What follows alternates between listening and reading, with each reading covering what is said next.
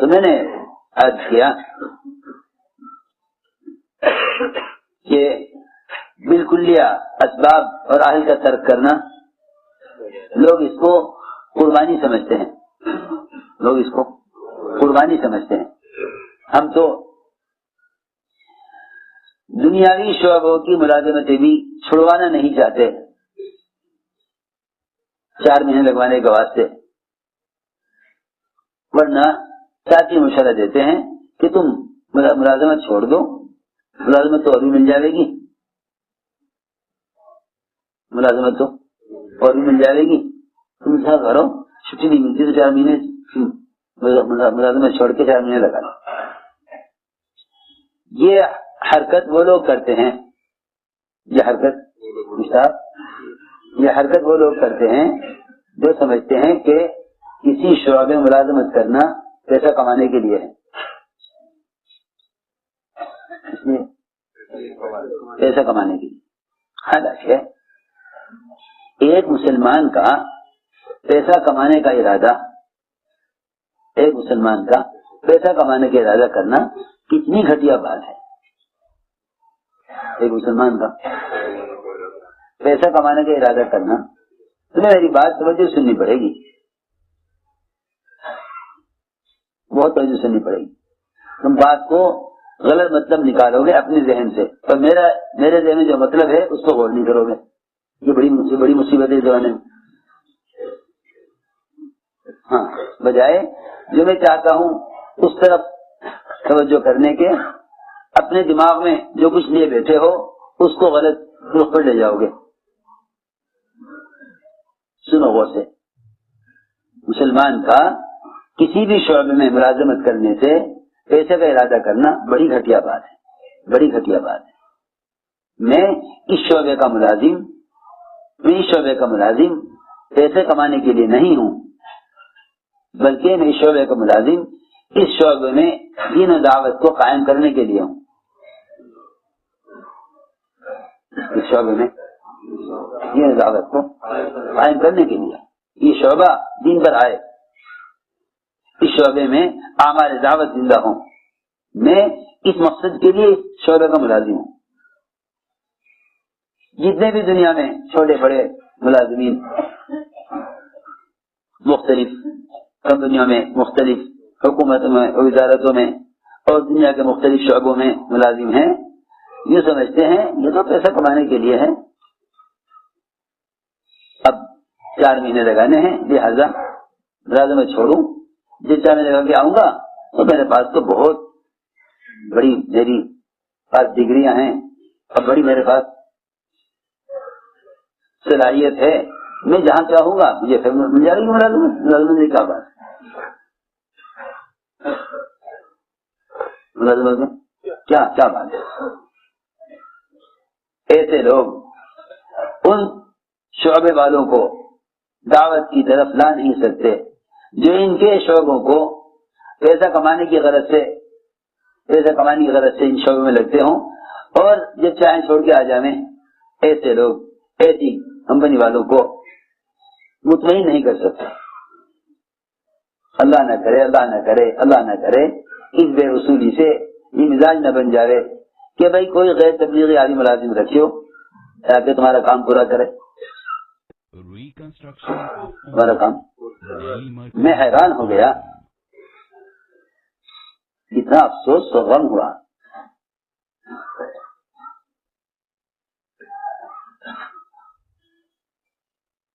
سفر میں چل رہا تھا، ایک صاحب کہنے لگے ارے یہاں ہماری فیکٹری ہے، عصر کی نماز کا وقت ہو گیا، یہاں پڑھ لو، اور کوئی جگہ نہیں ہے، بارش ہو رہی تھی، اچھا بھائی یہاں پڑھ لیں گے عصر کی نماز، وہاں تو بہت بڑی فیکٹری۔ میں نے پوچھا بھائی جو کتنے ملازم ہیں؟ کہ جی اس میں 400 ملازم ہیں۔ 400 ملازم؟ تو ہم نے کہا کہ اتنے میں وضو کروں، وہاں سے گاڑی کروں، 1-2 ملازمین کو جوڑ لیا، کیا کرو گے؟ بات کریں گے تو کہنے لگے کیا بات کرو گے، سارے ملازم غیر مسلم ہیں، سارے ملازم غیر مسلم.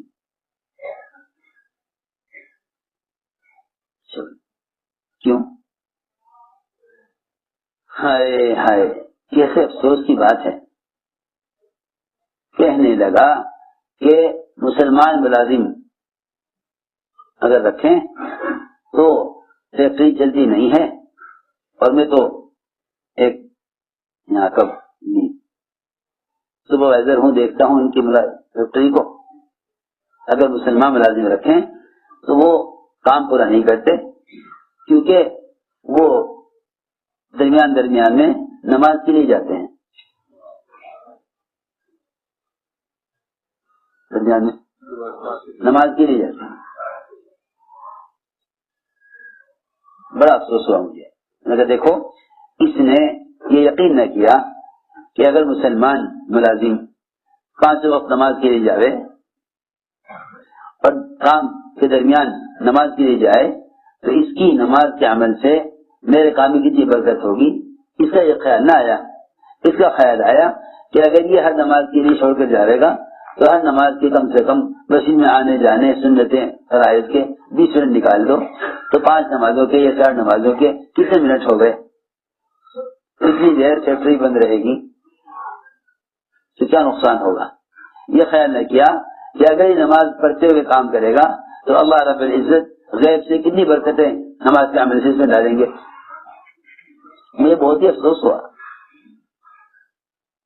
لیکن دیکھو، یہ صرف کمانے کی غرض اس کے سامنے ہے، اس کے سامنے صرف کمانے کی غرض ہے. تو میں نے اس لیے عرض کیا کہ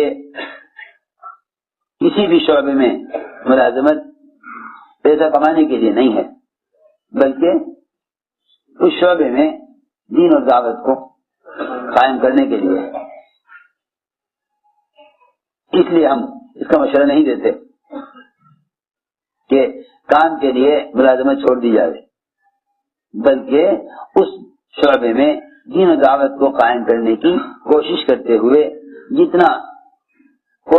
ہوئے کوئی کسی بھی شعبے میں ہے وہ ہر سال 4 مہینے اللہ کے راستے کی نفع حرکت کے لیے ہر سال 4 مہینے خارج کرے. اس کے لیے جو بھی کوشش کرے گا اس ساری کوشش کا اجر الگ ملے گا. کوشش کا اجر الگ ملے گا. جو لوگ خروج کی کوشش پر اللہ سے اجر کی امید نہیں کرتے، جو خروج کی کوشش پر اللہ سے اجر کی امید نہیں کرتے، وہ بیچارے ملازمت چھوڑ دیتے ہیں، حالانکہ اللہ کے راستے میں نکلنے کی کوشش پر بھی پورا اجر ملے گا جتنا اجر نکلنے والوں کو ملے گا. حضور اکرم صلی اللہ علیہ وسلم نے یہی فرمایا حدیث میں آپ نے یہی فرمایا کہ جو لوگ کسی عذر کی وجہ سے نہیں نکل سکے تو نکلنے والے جس وادی سے بھی گزریں گے اور جس وادی کو بھی قطع کریں گے اور جہاں جہاں جو عمل کریں گے ان کے سارے اعمال میں مدینہ منورہ میں رہنے والے برابر شریک رہیں گے. برابر. یہ روایت کا میں نے مفہوم عرض کیا ہے. فرمایا یہ جہاں بھی چلے جائیں تم سب مدینے میں رہنے والے ان کے ساتھ ہو. تم مدینے میں رہنے والے نکلنے والوں کے ساتھ ہو ہر جگہ ہر موقع پر. ما سلکتم مسیرا ولا قطعتم وادیا الا وهم معكم. جہاں بھی تم گزرو گے جو بھی تم اعمال کرو گے اور جہاں جو علاقہ بھی تم جہاں سے بھی گزرو گے یہ مدینے میں رہنے والے ہر جگہ تمہارے ساتھ ہیں اور تمہارے ساتھ تمہارے اجر میں برابر کے شریک ہیں. اس لیے کہ ان کو حضور نے روک دیا ہے. تو میں نے تو یہ ساری بات یہ سمجھانے کے لیے عرض کیا تھا کہ لوگوں کے اشغال ترک کرانا مقصود نہیں ہے، بلکہ ہر مسلمان کا فارغ وقت مسجد کے لیے دے دو.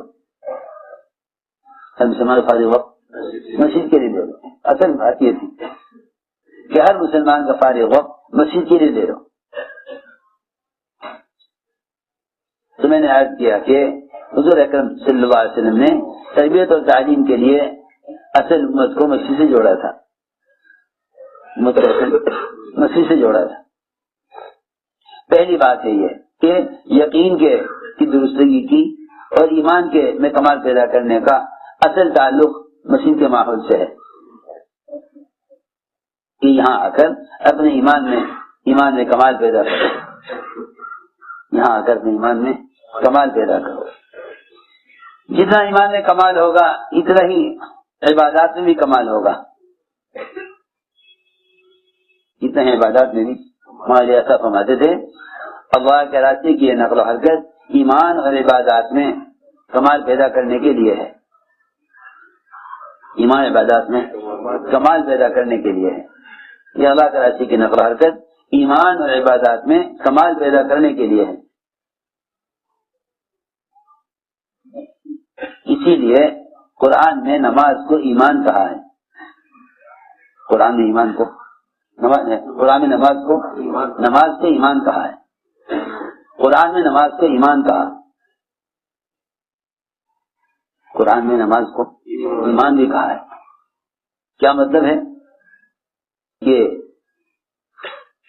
نماز ایسا اطاعت کر لے آئے گی کہ جب تحویل قبلہ ہوئی تو صحابہ آپ کے ساتھ ساتھ بیت المقدس سے بیت اللہ کی طرف پھر گئے، تو اللہ نے فرمایا ما کان اللہ لیضیع ایمانکم، کہ اللہ تمہاری نمازوں کو ضائع کرنے والے نہیں، اللہ تمہاری نمازوں کو ضائع کرنے والے نہیں ہیں۔ جو نماز تم نے پڑھی اس سے پہلے بیت المقدس کی طرف، وہ نمازیں سب مقبول ہیں، کیونکہ تم حکم سے حکم کی طرف آئے ہو، حکم سے حکم کی طرف آئے، جو حکم سے حکم کی طرف آتے ہیں ان کے پچھلے اعمال ضائع نہیں ہوتے۔ لوگوں نے تانا دیا کہ نہیں آپ کا غلط کر رہے تھے، آپ صحیح پر آئے ہو، پچھلی نمازوں کا کیا ہوگا، پچھلی نمازوں کا کیا ہوگا؟ تو اللہ تعالیٰ نے ایمان والوں کو تسلی دی، یہ کہا ما کان اللہ لیضیع ایمانکم، اللہ تمہاری پچھلی نمازوں کو ضائع نہیں کریں گے، وہ بھی تم نے حکم پر پڑھی ہے، یہ بھی حکم پر پڑھ رہے ہو۔ تو میں نے عرض کیا اپنی نمازوں میں کمال پیدا کرو، کیونکہ دین کا کمال نماز کے کمال میں ہے، دین کا کمال نماز کے کمال میں ہے۔ جتنا نماز میں کمال ہوگا اتنا دین میں کمال ہوگا۔ فرمایا من اقامہا فقد اقام الدین، من اقامہا فقد اقام الدین، کہ جو نماز کو درست کرے گا وہ دین کو قائم کرے گا۔ خاص طور پر اصل میں پرانے ہیں صف اول کے لوگ، سب سمجھتے تھے پہلے اگلی صف پھٹے گی پھر پیچھے کی صفیں ٹوٹے گی، پیچھے کی صفیں ٹوٹے گی۔ سب سے زیادہ مضبوطی کے ساتھ میدان معرکے میں اور میدان جنگ میں سب سے مضبوطی کے ساتھ اگلی صف ہوتی ہے۔ اس لیے منافقین دونوں صفوں میں پیچھے ہوتے تھے، دونوں صفوں میں پیچھے ہوتے، نماز کی صف میں پیچھے، نماز کی صف میں بھی پیچھے اور جہاد کی صف میں بھی پیچھے۔ منافقین پیچھے ہوتے تھے نماز کی صف میں بھی، جہاد کی صف میں بھی۔ جہاد کی صف میں تو اس لیے کہ جان بچی رہے، جان بچی رہے، اگر فتح ہو گئی تو آگے بڑھ کے مال غنیمت میں شریک ہوں گے، اور اگر شکست ہو گئی تو ہم پہلے سے پیچھے ہیں، ہم پہلے سے پیچھے ہیں۔ کیونکہ ایک قسم ہوتی ہے جو حالات میں، ایک قسم ہوتی ہے جو حالات میں موقع کے منتظر رہتے ہیں کہ دیکھو کیا بنتا ہے، دیکھو کیا ہوتا ہے۔ ایسے بھی لوگ ہوتے ہیں جو حالات میں انتظار کرتے ہیں کہ دیکھو کیا ہوتا ہے، بلکہ بعض تو کہتے ہیں کہ بھائی دیکھو ابھی کچھ مت کرو، کام چھوڑ کے بیٹھو، ابھی دیکھو اونٹ کس کروٹ بیٹھتا ہے، کیا کہتے ہیں؟ اونٹ کس کروڑ بیچتا ہے؟ یہ جو مثال ہے نا، اس مثال کا مطلب یہ نہیں ہے کہ اونٹ کسی کروڑ بیچے گا. اس مثال کا مطلب یہ ہے کہ ایسا انتظار کرنے والے انتظار کرتے کرتے مر جائیں گے، کیونکہ اونٹ کسی کروڑ بیچتا ہی نہیں ہے. میری بات نہیں آ رہی؟ اونٹ یہ بات یاد رکھو، آپ جانتے ہوں گے، کہیں اونٹ کو بیٹھا ہوا دیکھ لینا. جتنی بھی گائے بھینس بیل بکری سب کروٹ سے بیٹھتے ہیں، دائیں یا بائیں پیر پھیلا کر، مگر اونٹ سیدھا بیٹھ. اونٹ کسی کروٹ بیٹھتا ہی نہیں ہے. تو جو آدمی اونٹ کے کسی کروٹ پر بیٹھنے کا انتظار کر رہا ہے، اس کا انتظار کرنا فضول ہے، بے فائدہ ہے. ہاں، تو یہ انتظار کرتے ہیں پیچھے انتظار کرتے ہیں. نماز میں اس لیے پیچھے ہوتے تھے کہ سستی سے آتے تھے، اس لیے پیچھے رہ جاتے ہیں. تو میں نے عرض کیا کہ سب سے اہم صف اول ہے، سب سے اہم صف اول ہے. سب سے اہم صف جو ہے وہ صف اول ہے کہ اگلی صف کے لوگوں کی نماز میں اتنا کمال ہو کہ ان کی استقامت اور ان کے عمل کے کمال کا اثر پچھلی صف پر پڑے گا. اور اگر ان کی اگلی صفیں ٹوٹی ہوئی ہیں تو پیچھے کی ساری صفیں ٹوٹیں گی. اس لیے دوستو عزیزو، اپنی نمازوں میں بہت کمال پیدا کرو. میں نے بہت غور کیا کہ بہت سے فتنے اور بہت سے اختلافات یہ کام کرنے والوں کے انفرادی اعمال کے بگڑنے کی وجہ سے بھی ہیں. جب ان کے انفرادی اعمال بگڑیں گے تو پھر ان کے اجتماعی معاملات بگڑیں گے. بات یاد رکھنا، جتنے بھی امت کی اجتماعی معاملات ہیں، چاہے وہ دنیاوی لائن کے کام ہو یا دینی لائن کے کام ہو، ان سب میں بگاڑ آئے گا ان کے انفرادی اعمال کے بگڑنے سے. ان کے انفرادی اعمال کے بگڑنے سے. ایک حدیث میں آتا ہے، جو رکوع سے اٹھنے کے بعد اپنی کمر کو سیدھا نہیں رکھتا، اللہ تعالیٰ اس کی طرف نظر اٹھا کر دیکھتے نہیں کہ کیا کر رہا. صحیح روایت ہے، من لم يقم صلبه بين الركوع والسجود لم ينظر الله الى صلاته. اللہ اس کی نماز کی طرف نظر اٹھا کر بھی نہیں دیکھتے. جو رکوع سے اٹھنے کے بعد اپنی کمر کو سیدھا نہیں رکھتا، اللہ اس کی نماز کی طرف نظر اٹھا کر نہیں دیکھتے کیا کر رہا. اس لیے میں نے عرض کیا کہ نمازوں میں کمال پیدا کرو. اور دیکھو بھائی، رات کے قیام کو لازم پکڑ لو، رات کے قیام کو لازم پکڑ لو، رات کے قیام کو لازم پکڑ لو. 1 سال تک تہجد صحابہ کرام پر فرض رہی. 1 سال تک تہجد صحابہ کرام پر فرض رہی. روایت میں ہے 1 سال کے بعد اللہ نے اس کو نفل کیا. اس لیے کہ رات کا قیام یہ دن بھر دعوت کے تقاضوں میں اور دعوت کی بات میں سب سے زیادہ مدد کرنے والا ہے. قرآن نے کہا ہے کہ رات کا قیام اقوم مقیلہ، یعنی ابھی مقیلہ، کہ دعوت کی بات کو واضح کر دے گا، دعوت کی بات کو واضح کرے گا رات کا قیام. تو میں اقوم مقیلہ، تو میں مطلب ہے ابھی مقیلہ، کہ سب سے زیادہ درست بات اور سب سے زیادہ واضح بات اللہ کی طرف سے کھلے گی رات کے قیام سے.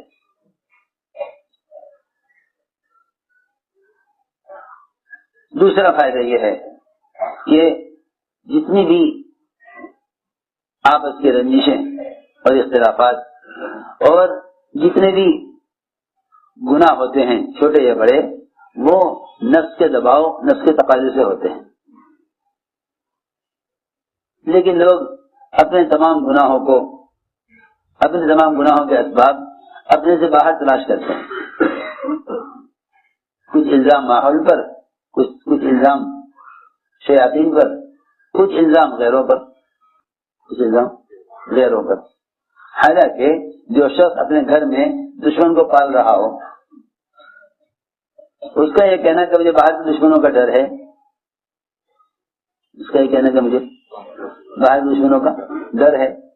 اسے بے عقل کہا جائے گا کہ تم گھر میں دشمن کو پال رہے ہو، تم اس کا خوف کرو نا، اس سے ڈرو. تم اس کو چھوڑ کر باہر کے دشمنوں سے کیوں ڈر رہے ہو؟ فرمایا تمہارا سب سے بڑا دشمن تمہارا نفس ہے.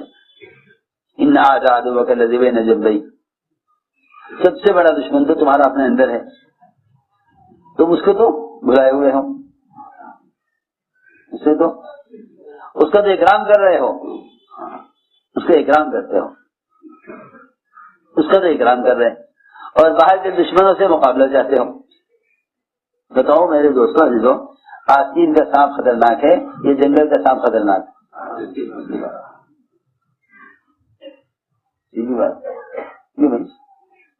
جنگل میں کتنے سانپ؟ ہزاروں سانپ، کوئی خطرہ نہیں. تو آستین کے سانپ سے خطرہ ہے نا.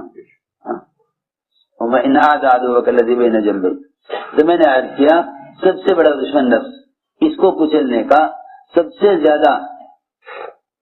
زیادہ کچلنے والی چیز رات کا قیام ہے. کچلنے والی چیز رات کا قیام ہے. ہمارے ایک ساتھی تھے،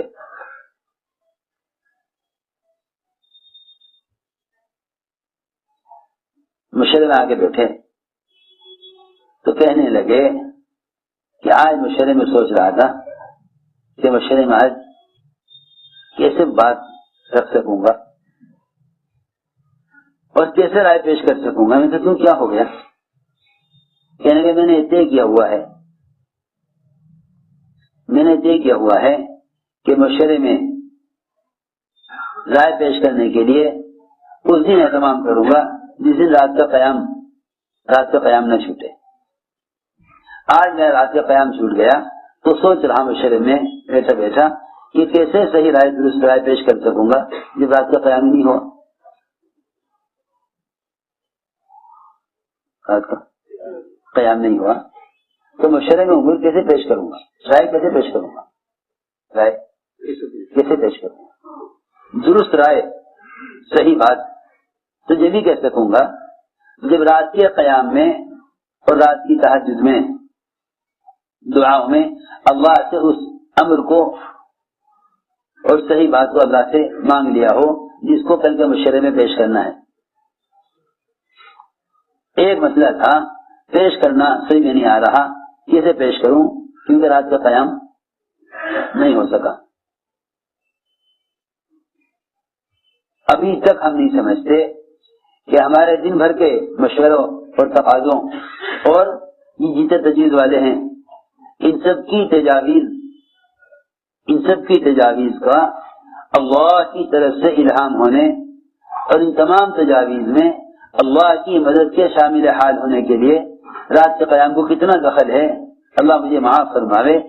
ابھی تک ہمارے ساتھی اس کو سمجھتے نہیں، کیونکہ اگر یہ تجاویز رات کے قیام کے بغیر ہیں تو پھر ہمارے تجربات کی بنیاد پر ہیں. اللہ تعالیٰ کی طرف سے زیادہ صحیح چیزیں انہیں الہام کی جاتی تھی جو رات کے قیام کا اہتمام کرتے تھے. حضرت اکرم صلی اللہ علیہ وسلم نے پوچھا حضرت ابوبکر صدیق اے ابو بکر وتر کب پڑھتے ہو؟ وتر کب پڑھتے ہو؟ تو انہوں نے عرض کیا کہ عشاء کے بعد پڑھ لیتا ہوں. عشاء کے بعد پڑھ لیتا ہوں. کیوں؟ تہجد بھی نہیں پڑھتے تو کبھی آنکھ نہ کھلے. حضرت عمر سے پوچھا عمر وتر کب پڑھتے ہو؟ حضرت عمر نے کہا کہ تہجد میں پڑھتا ہوں. تہجد میں پڑھتا ہوں. آپ نے فرمایا کہ عمر اگر آنکھ نہ کھلے تو تمہیں فرمایا کیسے آنکھ نہیں کھلے گی؟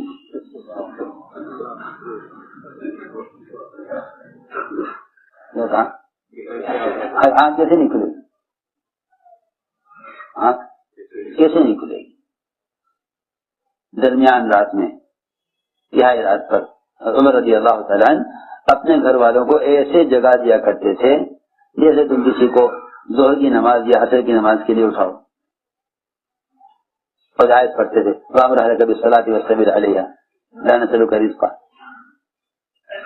یہ آیت پڑھتے ہوئے گھر والوں کو جگہ دیا کرتے تہجد کی. گھر میں تہجد کا عمر کے گھر میں تہجد کا ایسا اجتماعی ماحول تھا کہ سب گھر والوں کو اٹھا دیا کرتے تھے نماز کے لیے، تہجد کے لیے. اٹھ جاؤ تہجد کے لیے. تو مجھے یاد کر رہا کہ کام کرنے والے میں اگر رات کے قیام کا معمول نہیں ہے تو پھر یہ ساری تجاویز ملہم کیسے ہوں گی؟ میں تو خوب غور کرتا ہوں کہ ہماری چیزیں مبہم کیوں ہیں، ملہم کیوں نہیں ہیں؟ ہماری تجاویز مبہم کیوں ہیں، ملہم کیوں نہیں ہے؟ مبہم کا مطلب یہ ہے کہ وہ سوچ رہے پتہ ہی نہیں کیا سوچ رہے. ملہم کیوں نہیں ہے؟ خوب یاد رکھو کہ جتنی تجاویز ہیں یہ اللہ کی طرف سے ملہم ہو جائیں گی اگر رات کے قیام کا اہتمام کر لو. رات کے قیام کا اہتمام کرو. اب یہ نقیلا کا مطلب یہ ہے کہ دعوت کی بات کو، دعوت کی امور کو واضح کر دے گا. انبیاء پر تہجد فرض کی گئی، صحابہ پر 1 سال فرض رہی، پھر نفل کر دیا، پھر اس کو اللہ نے نفل کر دیا. اس لیے رات کے قیام کا اہتمام کرو. ابوبکر رضی اللہ عنہ فرماتے تھے نکلنے والی جماعتوں سے کہ تمہارے ساتھ اللہ کی مدد اتنی ہی ہوگی جتنے دو کام تم زیادہ کرو گے، ایک رات کا قیام، دوسرے قرآن کی تلاوت. رات کا قیام اور قرآن کی تلاوت. اپنے امور میں جھگڑتے رہتے ہیں، یہ نہیں سوچتے کہ اللہ کے ذکر اور عبادت کی کمی کی وجہ سے ہمیں کوئی راستہ نہیں مل رہا.